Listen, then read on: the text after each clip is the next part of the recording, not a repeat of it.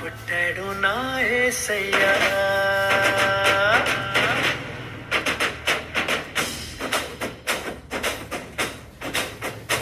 ఓ రాజాది రాజుగా లోకన జ్యోతిగా పుట్టాడు నా యేసయ్యా. కనులారా చూడగా రారండి వేడగా వచ్చాడు నా మెస్సయ్యా. దేవాది దేవుడే ఈనాడే దీనుడై పుట్టాడు నీ కోసమే. ఈ గొప్ప కానుక సంతోష వేడుక చేయాలి ఆర్భాటమే. నిన్ను కాపాడగా ప్రేమ చూపించగా మన ప్రభు యేసు దయించెనే.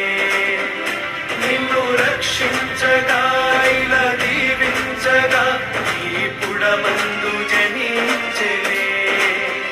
నిన్ను కరుణించారు దించెనే. రాజాది రాజుగా లోకన జ్యోతిగా పుట్టాడు నా యేసయ్యా. కనులారా చూడగా రండి వేడగా వచ్చాడు నా మెస్సయ్యా. ಸರ್ವಶಕ್ತನ ದೇವರ ನಾಮಕ್ಕೆ ಮಹಿಮೆ ಉಂಟಾಗಲಿ. ನಿಮ್ಮೆಲ್ಲರಿಗೂ ಕ್ರಿಸ್ಮಸ್ ಹಬ್ಬದ ಶುಭಾಶಯಗಳು. We wish you a merry Christmas. ಒಂದು ಮಗು ನಮಗಾಗಿ ಹುಟ್ಟಿದಷ್ಟೇ.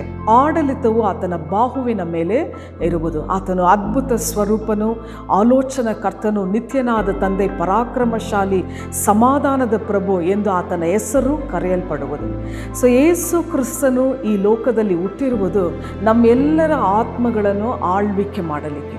ಸೊ ಈ ದಿನದಲ್ಲಿ ದೇವರ ಸಂತೋಷ, ದೇವರ ಸಮಾಧಾನ ಪ್ರತಿಯೊಂದು ಹೃದಯಗಳನ್ನು ಆಳ್ವಿಕೆ ಮಾಡಲಿ. ಹಲ್ಲೆಲೂಯಾ. ಸೊ ಈ ದಿನದಲ್ಲಿ ಒಂದು ಕ್ರಿಸ್ಮಸ್ ಸಂದೇಶವನ್ನು ಕೇಳಲಿಕ್ಕೆ ನಮ್ಮೆಲ್ಲರಿಗೂ ದೇವರು ಕೃಪೆಯನ್ನು ಕೊಟ್ಟಿದ್ದಾರೆ. ಅನೇಕರು ಅಂದುಕೊಂಡಿದ್ದಾರೆ ಕ್ರಿಸ್ಮಸ್ ತಾನೆ, ಏಸು ಜನಿಸಿದ್ದಾರೆ ಅಂತ ಹೇಳಿ ಹಾಡನ್ನು ಹಾಡಿದ್ರೆ ಕ್ರಿಸ್ಮಸ್ ಮುಗಿಯುತ್ತಲ್ವಾ ಅಂತ.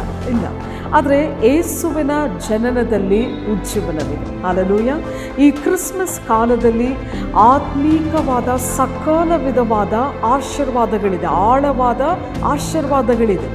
ಇದು ತಿಳಿಯದೇ ಇರುವ ಜನರಿಗೆ ರಹಸ್ಯವಾಗಿರುತ್ತದೆ, ಆದರೆ ಅರಿತಿರುವ ಜನರಿಗೆ ಆತ್ಮಿಕ ಬಲವಾಗಿರುತ್ತದೆ. ಹಲ್ಲೆಲೂಯಾ.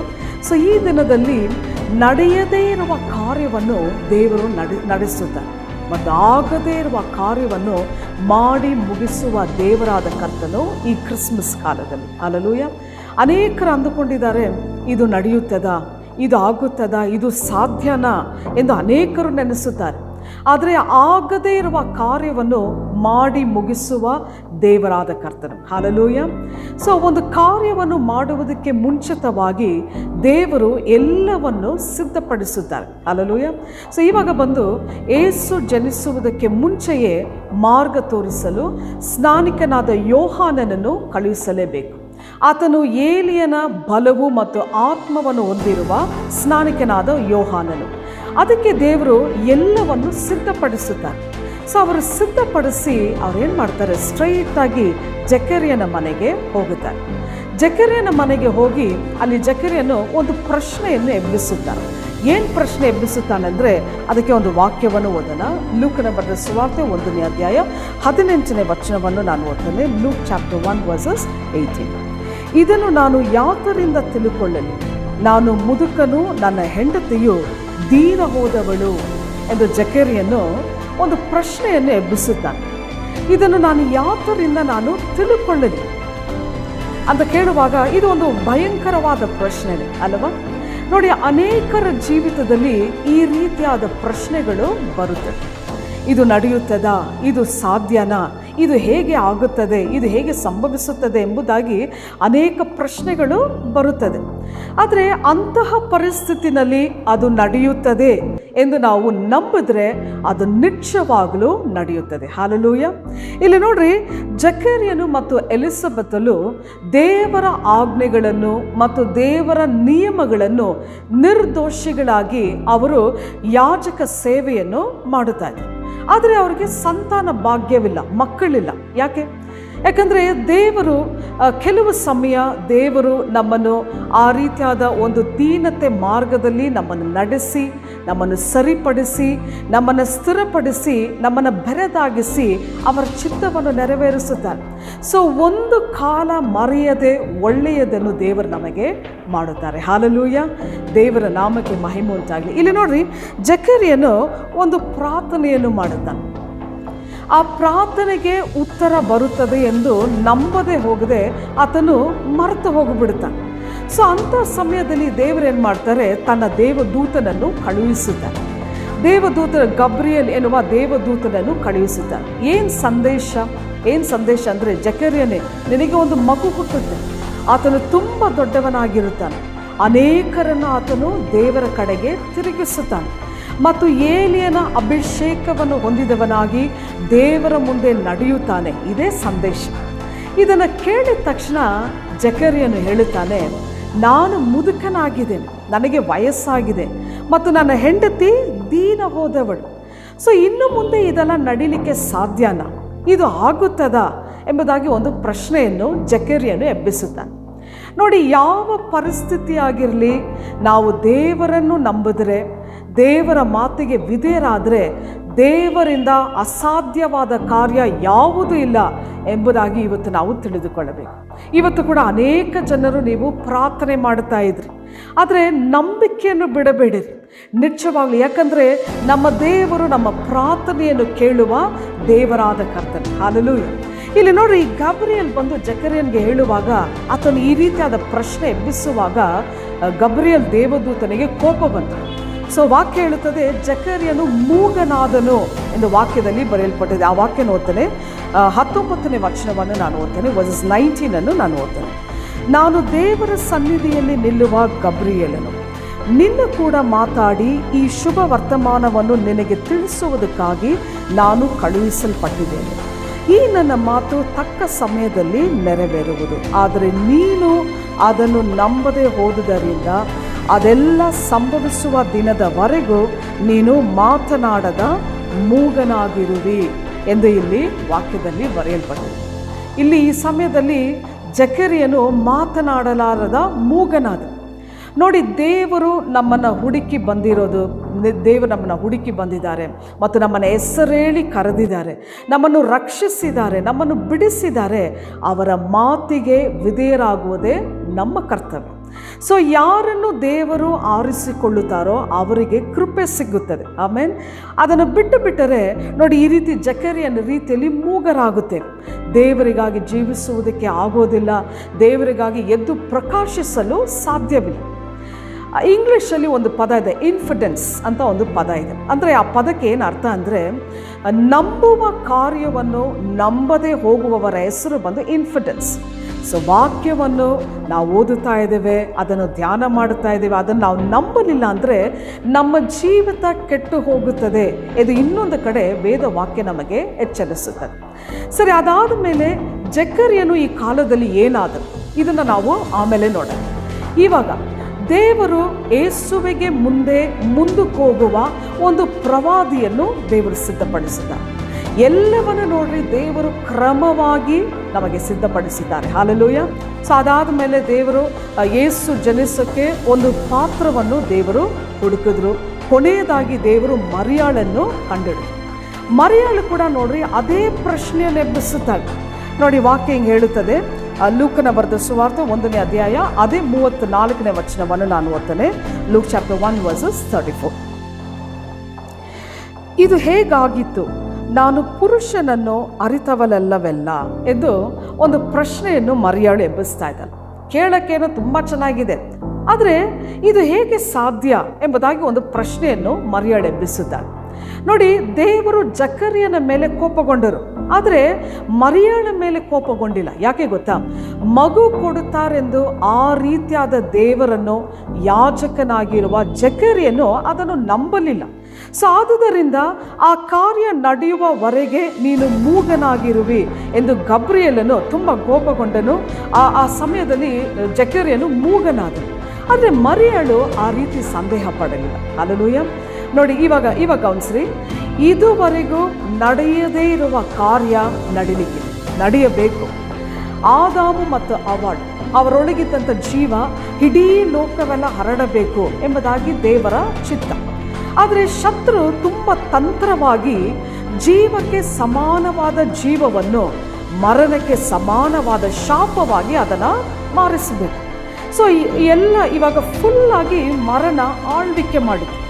ಸೊ ಇಂಥ ಸಮಯದಲ್ಲಿ ಶತ್ರು ಅಂದುಕೊಂಡ ಈ ಮರಣವನ್ನು ದೇವರು ಬದಲಾಯಿಸಲು ಸಾಧ್ಯನೇ ಇಲ್ಲ ಎಂದು ಆತನು ನೆನೆಸಿದನು. ಆದರೆ ವಾಕ್ಯ ನಮಗೆ ಹೇಳುತ್ತದೆ, ಲೂಕನ ಬರೆದ ಸುವಾರ್ತೆ 10ನೇ ಅಧ್ಯಾಯ 19ನೇ ವಚನ ಹೀಗೆ ಹೇಳುತ್ತದೆ, ಶತ್ರುವಿನ ಸಮಸ್ತ ಬಲವನ್ನು ಅಂತ ವಾಕ್ಯದಲ್ಲಿ ಬರೆಯಲ್ಪಟ್ಟಿದೆ. ಆತನಿಗೆ ಸಮಸ್ತ ಬಲ ಇರುವುದು ನಿಜ, ಆದರೆ ನಮ್ಮ ದೇವರು ಸರ್ವಶಕ್ತನಾದ ದೇವರು. ಹಾಲೆಲೂಯ. ಆತನಿಂದ ಅಸಾಧ್ಯವಾದ ಕಾರ್ಯ ಯಾವುದೂ ಇಲ್ಲ ಎಂಬುದಾಗಿ ನಾವು ನೋಡುತ್ತೇವೆ. ಆಮೇನ್, ಹಾಲೆಲೂಯ. ಸೊ ಇವಾಗ ದೇವರು ಹೇಳಿದ್ದನ್ನು ನಂಬುವ ಒಂದು ಪಾತ್ರೆ ಬೇಕು. ಸೊ ನಾವು ದೇವರಿಗೆ ದಾಸರಾಗಿ ನಾವು ನಮ್ಮನ್ನೇ ತಾವೇ ಒಪ್ಪಿಸಿಕೊಟ್ಟರೆ ದೇವರು ನಮ್ಮನ್ನು ಉಪಯೋಗಿಸುತ್ತಾರೆ. ಹಾಲೆಲೂಯ. ಸೊ ಕೊನೆಯದಾಗಿ ದೇವರು ಮರಿಯಾಳನ್ನು ಆರಿಸಿಕೊಂಡರು ಮತ್ತು ಮರಿಯಾಳು ಒಂದು ಪ್ರಶ್ನೆಯನ್ನು ಎಬ್ಬಿಸುತ್ತಾಳೆ, ಇದು ಹೇಗೆ ಸಾಧ್ಯ, ನಾನು ಪುರುಷನನ್ನು ಅರಿತವಳಲ್ಲ ಎಂಬುದಾಗಿ ಒಂದು ಪ್ರಶ್ನೆಯನ್ನು ಎಬ್ಬಿಸುತ್ತಾಳೆ.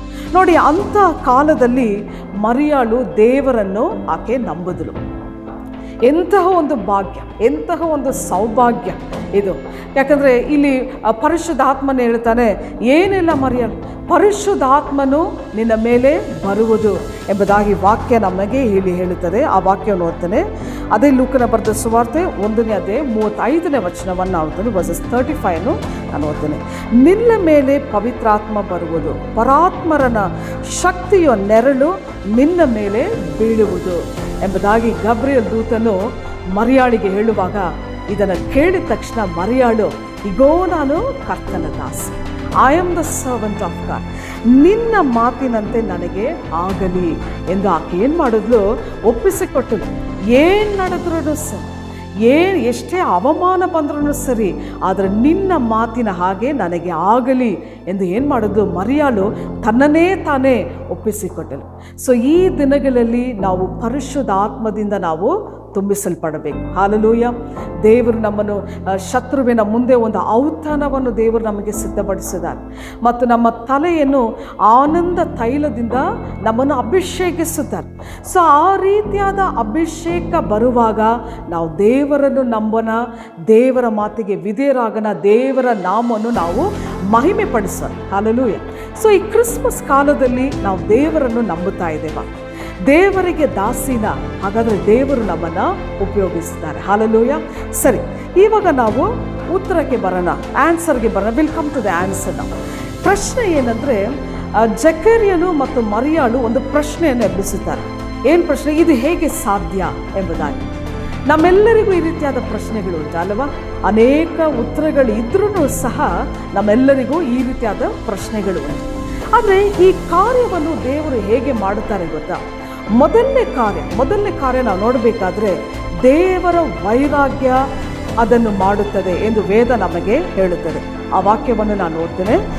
ಯೆಶಾಯ ಬರೆದ ಪ್ರವಾದನೆ ಗ್ರಂಥ 9ನೇ ಅಧ್ಯಾಯ 7ನೇ ವಚನವನ್ನು ನಾನು ಓದ್ತೇನೆ. The book of Isaiah chapter 9 verses 7.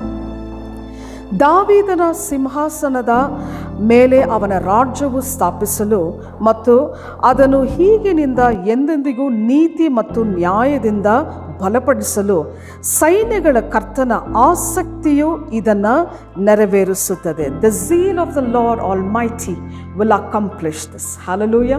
So ಕರ್ತನ ವೈರಾಗ್ಯ, ಕರ್ತನ ಆಸಕ್ತಿ ಅದನ್ನು ನೆರವೇರಿಸುತ್ತದೆ ಎಂದು ವಾಕ್ಯ ನಮಗೆ ಇಲ್ಲಿ ಹೇಳುತ್ತದೆ. ಪ್ರಿಯ ಸ್ನೇಹಿತರೆ, ನಾವು ದೇವರಿಗಾಗಿ ವೈರಾಗ್ಯವಾಗಿ ಇರುವಾಗ ನಿಶ್ಚಯವಾಗಲೂ ನಮ್ಮ ಕಾರ್ಯವನ್ನು ದೇವರು ನೆರವೇರಿಸುತ್ತಾರೆ. ಹಲ್ಲೆಲೂಯ. ಇಲ್ಲಿ ನೋಡಿ, ಜಕರ್ಯನು ಮೂಗನಾದನು. ಕೊನೆಗೆ ಆತನಿಗೆ ಮಗು ಹುಟ್ಟುತ್ತದೆ. ಆ ಮಗುವನ್ನು ನೋಡುತ್ತಾ ಇದ್ದಾನೆ. ಇನ್ನೊಂದು ಕಡೆ ಮರಿಯಾಳು ಬಂದು ಎಲಿಸಬೆತಳನ್ನು ವಂದಿಸ್ತಾ ಇದ್ದಾನೆ. ಸೊ ಆತನು ಸನ್ನೆ ಮಾಡಿ ಕೇಳ್ತಾ ಇದ್ದಾರೆ, ಈ ಮಗುಗೆ ಏನು ಹೆಸರಿಡಬೇಕು ಎಂದು ಕೇಳುವಾಗ ನೋಡಿ, ವೇದ ನಮಗೆ ಹೇಳುತ್ತದೆ. ಅದೇ ಲೂಕನ ಬರೆದ ಸುವಾರ್ತೆ 1ನೇ ಅಧ್ಯಾಯ 62 ಮತ್ತು 63ನೇ ವಚನವನ್ನು ನಾನು ಓದುತ್ತೇನೆ. Luke chapter 1 versus 62 and 63. ಇದಕ್ಕೆ ಏನು ಹೆಸರು ಇಡಬೇಕೆಂದಿರುತ್ತಿ ಎಂಬುದಾಗಿ ಜಕರ್ಯನಿಗೆ ಸನ್ನೆ ಮಾಡಿ ಕೇಳಿದ್ರು. ಅವನು ಒಂದು ಹಲಗೆಯನ್ನು ತರಿಸಿಕೊಂಡು ಆತನ ಹೆಸರು ಯೋಹಾನನು ಎಂದು ಬರೆದನು. ಅದಕ್ಕೆ ಎಲ್ಲರೂ ಆಶ್ಚರ್ಯಪಟ್ಟರು ಎಂದು ವಾಕ್ಯ ನಮಗೆ ಇಲ್ಲಿ ಹೇಳುತ್ತದೆ. ಸಾತನ ಹೆಸರು ಯೋಹಾನನು ಅಂತ ಬರೆಯುವಾಗ ಎಲ್ಲರೂ ಅದನ್ನು ನೋಡಿ ಆಶ್ಚರ್ಯಪಟ್ಟರು ಮತ್ತು ಜಕರಿಯನ ಬಾಯಿ ತೆರೆಯಲ್ಪಟ್ಟಿತು. ದೇವರ ನಾಮವನ್ನು ಆತನು ಮಹಿಮೆ ಪಡಿಸಿದ. ಸೊ ನಮ್ಮ ಜೀವಿತದಲ್ಲಿ ದೇವ ವೈರಾಗ್ಯ ನಮ್ಮಲ್ಲಿ ಇರುವಾಗ ಯಾವ ತಡೆಯಾಗಲಿ ಅದು ಒಡೆಯುತ್ತದೆ ಮತ್ತು ಯಾವ ಮಾರ್ಗವಾಗಲಿ ಅದು ತೆರೆಯಲ್ಪಡುತ್ತದೆ. ಹಲ್ಲೆಲೂಯಾ. ಸರಿ, ಎರಡನೇ ಕಾರ್ಯ ಬಂದು ನಮ್ಮ ಜೀವಿತದಲ್ಲಿ ನಡೆಯದೇ ಇರುವ ಕಾರ್ಯ ನಡೀಬೇಕಾ? ಹಾಗಾದರೆ ದೇವರು ಸಕಲವನ್ನು ಮಾಡುವರು ಎಂದು ನಾವು ಗ್ರಹಿಸಬೇಕು. ಆಮೇಲೆ ನೋಡಿ, ಅದಕ್ಕೆ ಕೊನೆಯದಾಗಿ ಒಂದು ವೇದ ವಚನವನ್ನು ನಾನು ಓದ್ತೇನೆ.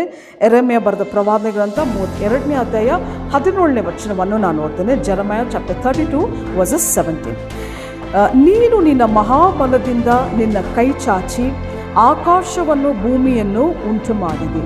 ನಿನಗೆ ಕಠಿಣವಾದ ಕಾರ್ಯ ಒಂದೂ ಇಲ್ಲ. And there is nothing to hard for the. Hallelujah. So ದೇವರಿಂದ ಕಠಿಣವಾದ ಕಾರ್ಯ ಯಾವುದೂ ಇಲ್ಲ. ದೇವರಿಂದ ಅಸಾಧ್ಯವಾದ ಕಾರ್ಯ ಯಾವುದೂ ಇಲ್ಲ ಎಂದು ನಾವು ನಂಬಿದ್ರೆ ದೇವರು ನಿಶ್ಚಯವಾಗಲೂ ಆ ಕಾರ್ಯವನ್ನು ನೆರವೇರಿಸುತ್ತಾರೆ. ಹಲ್ಲೆಲೂಯಾ. ಇವತ್ತು ನೋಡ್ರಿ, ಲೋಕದ ಎಲ್ಲ ಕಡೆ ಮರಿಯಾಳನ್ನು ಭಾಗ್ಯವತಿ ಅಂತ ಹೇಳುದು. ಒಂದು ಕಡೆ ಒಂದು ಕಾಲದಲ್ಲಿ ಮರಿಯಾಳನ್ನು ಅವರು ಗೇಲಿ ಪರಿಹಾಸ್ಯ ಮಾಡಿದ್ರು, ಅವಮಾನ ಪಡಿಸಿದ್ರು. ಆದರೆ ಇವತ್ತು ಲೋಕದ ಎಲ್ಲ ಕಡೆ ನೋಡಿದ್ರೆ ಮರಿಯಾಳನ್ನು ಭಾಗ್ಯವತಿ ಎಂದು ಹೇಳುತ್ತಾ ಇದ್ದಾರೆ. ಇನ್ನೊಂದು ಕಡೆ ಯೇಸು ಕ್ರಿಸ್ತನನ್ನು ದೇವ ಮಗನೆಂದು ಮಹಿಮೆ ಹೊಂದರು. ಯಾಕೆ ಗೊತ್ತಾ? ದೇವರಿಂದ ಅಸಾಧ್ಯವಾದ ಕಾರ್ಯ ಯಾವುದಿಲ್ಲ. ದೇವರು ಸಕಲವನ್ನು ಮಾಡಲು ಬಲ್ಲವರಾಗಿದ್ದಾರೆ ಮತ್ತು ದೇವರ ಚಿತ್ತ ನೆರವೇರುತ್ತದೆ. ಹಲ್ಲೆಲೂಯಾ. ಈ ಸಮಯದಲ್ಲಿ ಒಂದು ಚಿಕ್ಕ ಪ್ರಾರ್ಥನೆಯನ್ನು ನಾವು ಮಾಡೋಣ. ಸರ್ವಶಕ್ತನಾದ ನಮ್ಮ ತಂದೆಯಾದ ದೇವರೇ, ಈ ಸಮಯದಲ್ಲಿ ಈ ಸತ್ಯವನ್ನು ನೀನು ನಮ್ಮ ಸಂಗಡ ಮಾತನಾಡಿದೆಗಾಗಿ ಸ್ತೋತ್ರ. ಈ ದಿನಗಳಲ್ಲಿ ಸಂದೇಶ ಕೇಳುವ ಪ್ರತಿಯೊಬ್ಬರ ಮೇಲೆ ನಿನ್ನ ಬಲವು ಇಳಿದು ಬರಲಿ ಎಂಬುದಾಗಿ ನಾವು ಪ್ರಾರ್ಥಿಸ್ತಾ ಇದ್ದೇವೆ. ನಡೆಯದೇ ಇರುವ ಕಾರ್ಯ ನಡೆಯಲಿ, ಆಗದೇ ಇರುವ ಕಾರ್ಯ ಈ ದಿನಗಳಲ್ಲಿ ಆಗಲಿ, ನಿನ್ನ ಚಿತ್ತವು ನೆರವೇರಲಿ, ಎಲ್ಲ ತಡೆಗಳು ಮುರಿಯಲ್ಪಡಲಿ ಎಂಬುದಾಗಿ ನಾವು ಪ್ರಾರ್ಥಿಸ್ತಾ ಇದ್ದೇವೆ. ಸಕಲವನ್ನು ಮಾಡಲು ಬಲ್ಲವನು ನೀನೆಂಬುದಾಗಿ ನಿನ್ನ ನಾಮವನ್ನು ನಾವು ಮಹಿಮೆ ಪಡಿಸ್ತಾ ಇದ್ದೇವೆ. ನಿನ್ನ ಪರಿಶುದ್ಧ ನಾಮಕ್ಕೆ ಮಹಿಮೆ ಉಂಟಾಗಲಿ. ಈ ದಿನದಲ್ಲಿ ನಮ್ಮ ಪ್ರಾರ್ಥನೆಯನ್ನು ನಿನಗೆ ಕೇಳಿದಿಗಾಗಿ ಸ್ತೋತ್ರ ಉಂಟಾಗಲಿ. ಯೇಸುವಿನ ನಾಮದಲ್ಲಿ ಬೇಡುತ್ತೇನೆ ತಂದೆ. ಮತ್ತೊಂದು ಸಲ ನಿಮ್ಮೆಲ್ಲರಿಗೂ ಕ್ರಿಸ್ಮಸ್ ಹಬ್ಬದ ಶುಭಾಶಯಗಳು. We wish you a merry Christmas and a prosperous year. God bless you all.